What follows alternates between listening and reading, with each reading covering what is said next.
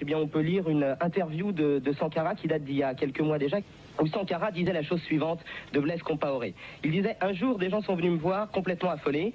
Ils m'ont dit: il paraît que Blaise prépare un coup d'État contre toi. Ils étaient le plus sérieusement du monde paniqués. Je leur ai répondu ceci: le jour où vous apprendrez que Blaise prépare un coup d'État contre moi... Le jour où vous apprendrez que Blaise prépare un coup d'État contre moi, ce ne sera pas la peine de chercher à vous y opposer ou même de me prévenir. Ça voudrait dire que c'est trop tard et que ce sera imparable. Il le connaît tellement de choses souvent que personne ne peut me protéger contre lui s'il voulait s'attaquer à moi.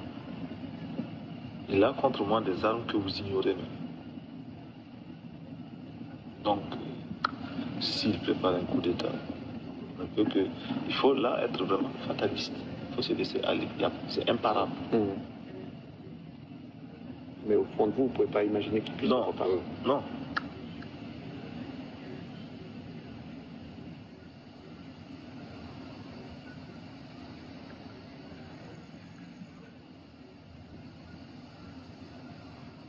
C'est bon d'avoir un homme à qui on puisse dire tout, ou presque tout, en lui laissant le soin de deviner ce que vous n'avez pas eu le courage de lui dire vous-même. C'est bon. C'est rare. C'est très rare. Et en même temps, c'est douloureux parce que ça implique sur l'autre une somme d'efforts pour jouer un rôle, être réceptif.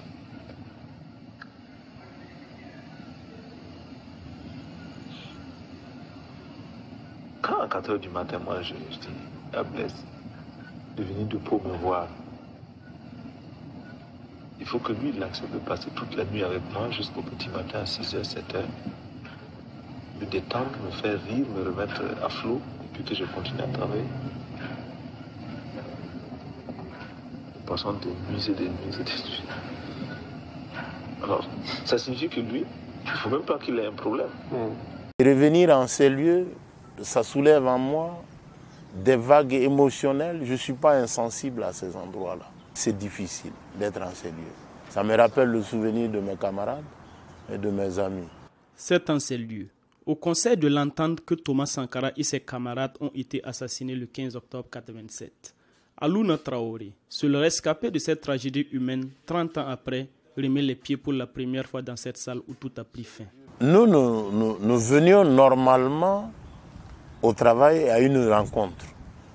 À l'époque, pour situer un peu le contexte, le 14 octobre 1987, je m'étais rendu à Cotonou pour avoir la littérature, comment eux ils ont fait pour créer leur parti, s'en inspirer pour créer un parti d'avant-garde au Burkina.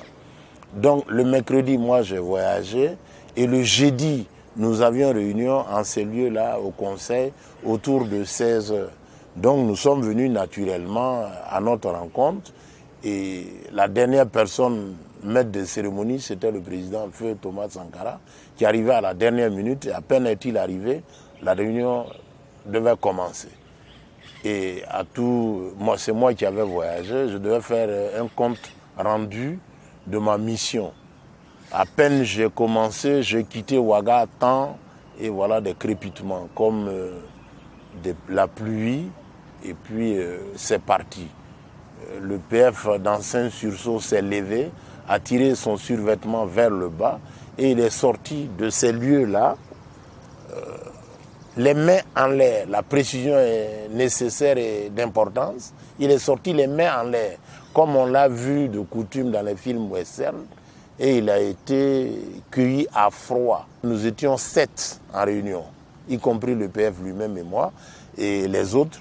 Moi, j'étais pratiquement le dernier à sortir. Donc la cause peut-être était déjà entendue. Ceux qui venaient avaient fini d'accomplir leur mission.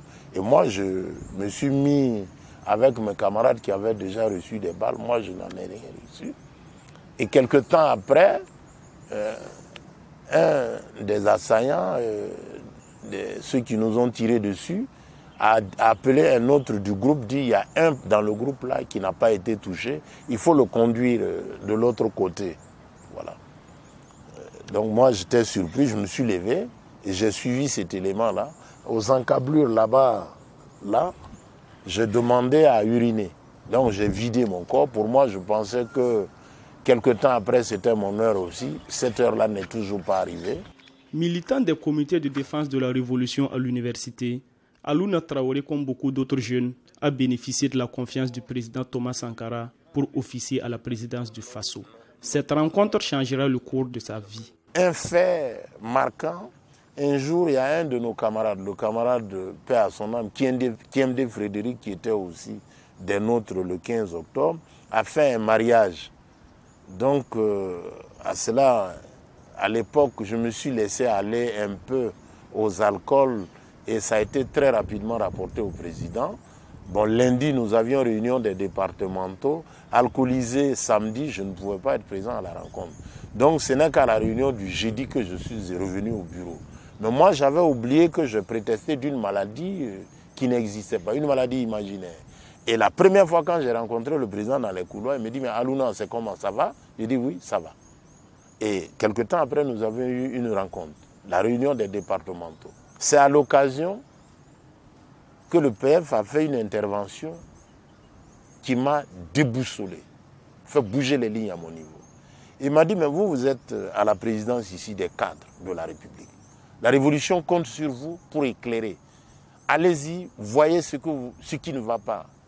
Dans la révolution, on va apporter des correctifs.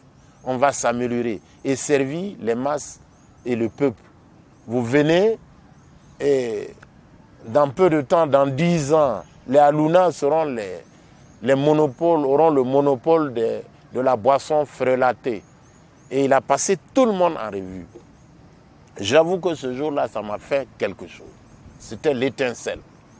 Moi, je suis du Nord. Au Nord, il y a certaines choses qu'on ne nous dit pas. Ma dignité a été touchée. Mon honneur atteint. Donc, depuis ce jour-là, j'ai arrêté de boire, de fumer et de m'engager résolument. Thomas Sankara, comme tout homme, avait des qualités, mais aussi des défauts. Rares sont les gens que j'ai vus rentrer chez Thomas et qui ne sont pas ressortis heureux. Son verbe est vivant dans le cœur de nous tous qui l'avons connu. Il avait cette capacité, comment on appelle ça, toxique, il était cancérigène. Vous rentrez avec vos idées, vous ressortez avec les idées de Thomas. Il vous convainc par sa sincérité, la force de ses convictions. Et il vous demande par A plus B que c'est comme ça. Et c'est possible. Avec lui, l'impossible n'existe pas. Nous pouvons. Ses plus grands défauts, il y a une de majeures que je retiens. Il empêchait de manger. Il est entouré de petits bourgeois qui aspirent à la bourgeoisie. Des gens voraces. Avec Thomas, ce n'était pas possible. C'était à l'époque, vous voyez, les ministres circulaient en 205 Renault. Réduire le train de vie de l'État, c'était ça. Et je pense que l'une des explications majeures du 15 octobre s'expliquerait par la voracité des petits bourgeois. La table est servie, mais il y a un empêcheur qui permet de ne pas manger. Donc, on lui fait sa fête, on l'élimine, et suivez mon regard, 30 ans après, où en sommes-nous? Tous ceux qui ont fait la révolution et qui, après, ont participé de façon consciente ou inconsciente au 15 octobre, sont devenus, pour le bas mot, des argentiers. Matériellement, ils sont satisfaits. À la question de savoir si une révolution est encore possible au Burkina, Aluna Traoré est catégorique. Les mêmes causes produisent les mêmes effets. Le peuple aujourd'hui est éveillé, conscient, demande, pose des questions. Comme Che Guevara dit, soyons réalistes, demandons, exigeons l'impossible. Et l'impossible, ce n'est pas exclu. Ce n'est pas exclu. Une révolution n'est pas exclue. Il faut que les dirigeants soient en phase avec le peuple. Prennent des lois adaptées aux circonstances, parce qu'il n'y a pas de loi. Les lois en elles-mêmes ne valent rien. C'est les circonstances qui font la loi. Il n'y a pas de principe, ce sont les événements qui font les principes. Donc de ce point de vue-là, si les dirigeants oublient le peuple se chargera d'eux. La révolution burkinabé a duré 4 ans, mais elle a laissé derrière elle un héritage hors du commun. Dans le souci de pérenniser les acquis du Conseil national de la Révolution, un comité international pour la construction d'un mémorial Thomas Sankara a été mis en place. Alouna Traoré appelle tous ceux et celles qui ont connu la révolution et Sankara à témoigner pour la postérité. Comme on dit, le soleil n'apparaît pas à tout le monde de la même manière. Que les gens, les uns et les autres, surtout la jeunesse consciente, viennent apprendre à l'exemple de Thomas les idées majeures qui ont fait du Thomas l'amour du peuple, pour qu'on finisse avec les théories obscurantistes sur la pauvreté et la misère. Un pays peuplé d'hommes. Le Burkina Faso, pour la petite histoire, est un pays d'hommes, au vrai sens du terme. Depuis l'esclavage, la coloniale, le néocolonialisme, ce pays-là est un pays d'hommes. D'hommes avec grand H, avec tous les attributs. Suivez mon regard, c'est inadmissible qu'au pays de Thomas, on amène 150, 200 personnes pour attraper 2 lièvres. Je parle des terroristes. C'est inimaginable. Donc, c'est des questions actuelles. Le mémorial parlera de la bravoure, de l'audace, de la ténacité de Thomas. Quelqu'un a dit un jour, buvez du vin parce que vous ne savez pas d'où vous venez. Et puis, faites de la vie une fête parce que vous ne savez pas où vous allez. Donc, point de peur. Si vous avez connu Thomas en bien, en positif, en tout, venez témoigner pour la postérité. Parce qu'au tribunal de l'histoire, comme Ibrahima Kaké, un grand historien de l'Afrique, a dit, tous les témoins ont la parole. Droit Libre TV, la web télé 100% droits humains, 100% liberté d'expression.